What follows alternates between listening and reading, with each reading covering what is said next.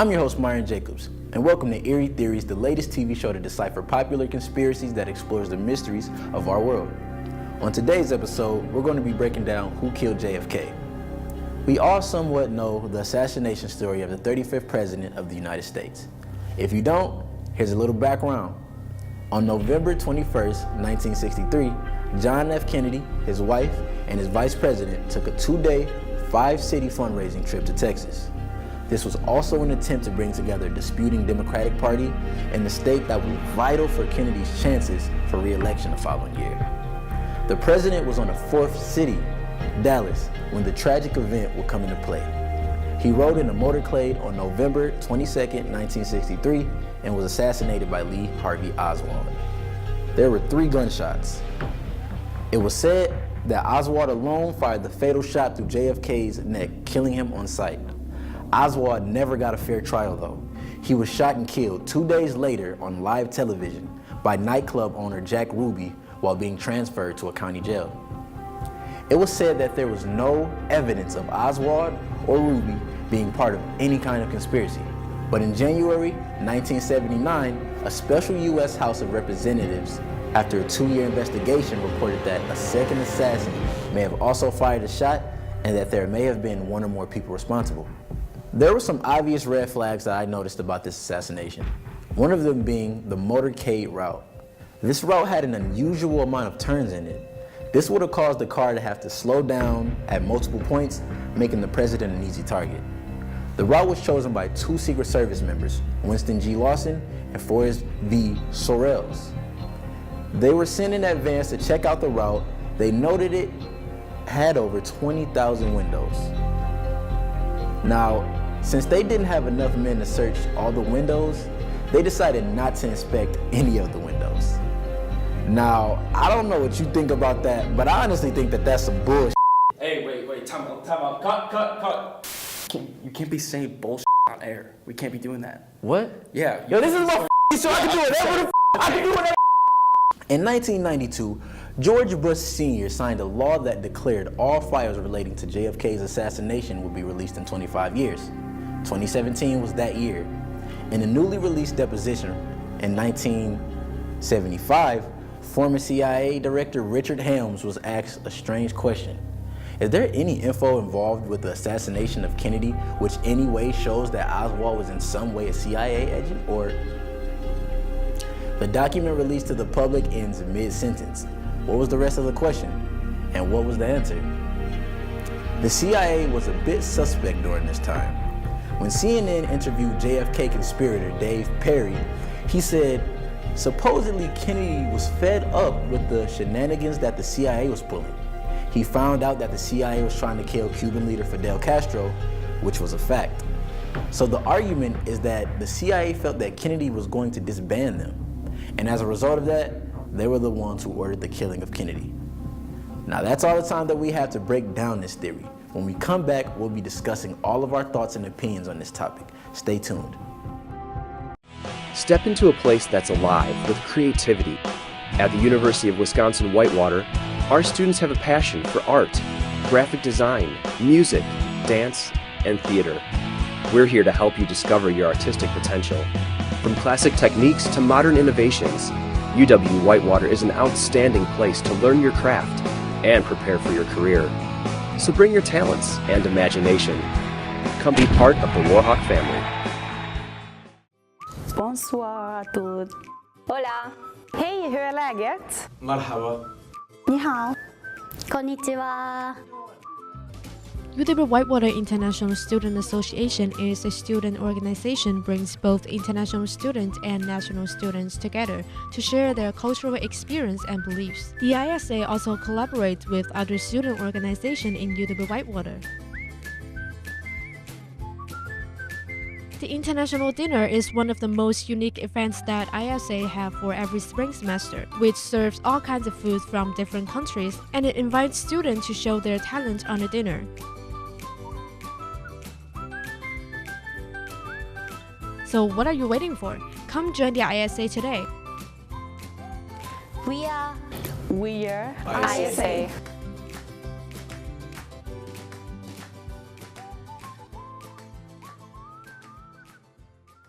The University Center at UW-Whitewater is here to enhance the campus experience. Today, we're going to find out how the UC gets you connected. The UC gets me connected by providing a great place for me to study. UC really gets me connected through the different offerings it has between the Warhawk Connection Center, so Impact, SAO. The UC gets me connected by giving me a great place to socialize with friends. UC gets me connected by meeting new people, playing pool, bowling. The UC gets me connected by providing us with charging stations for our phones. The UC gets me connected thanks to all the wonderful food selections. Gets me connected to my next meal.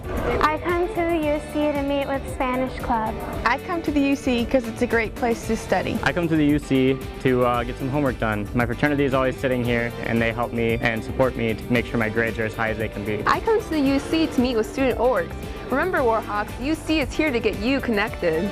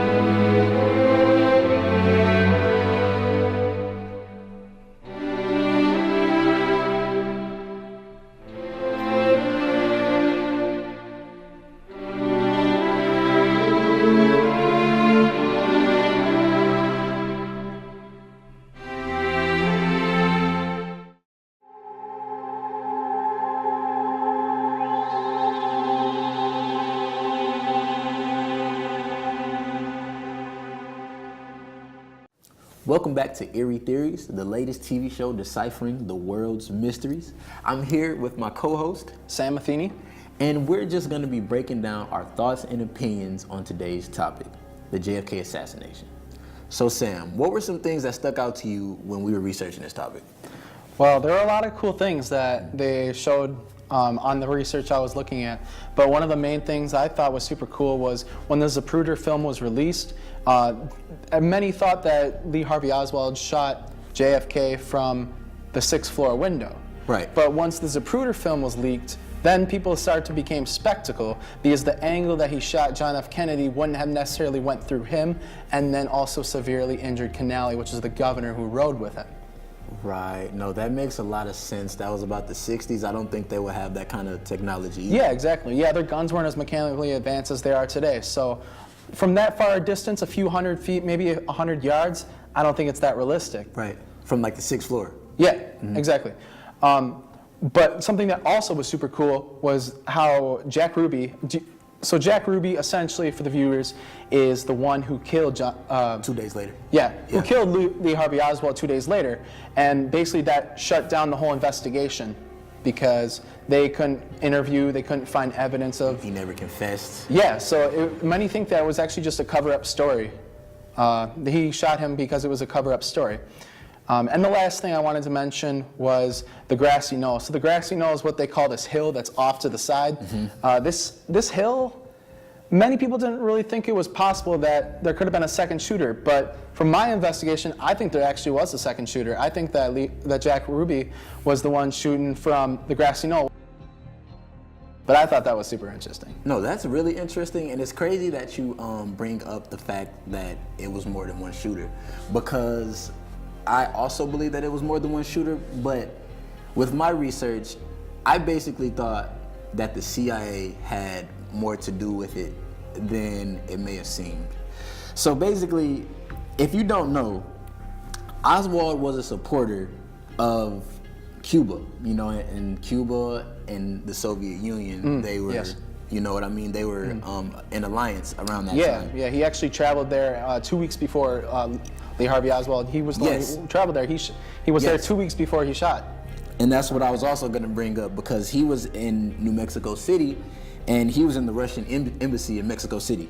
So we know that he went there. We know that they talked, but we don't know what they talked about. And that's the thing that really raises my suspicion, because the CIA had a hand in that. So my question is, was Oswald a double agent? I don't believe Russia had anything to do with it at all, because they would have sparked some kind of nuclear war. You know, in the 60s, that would have been an act of war.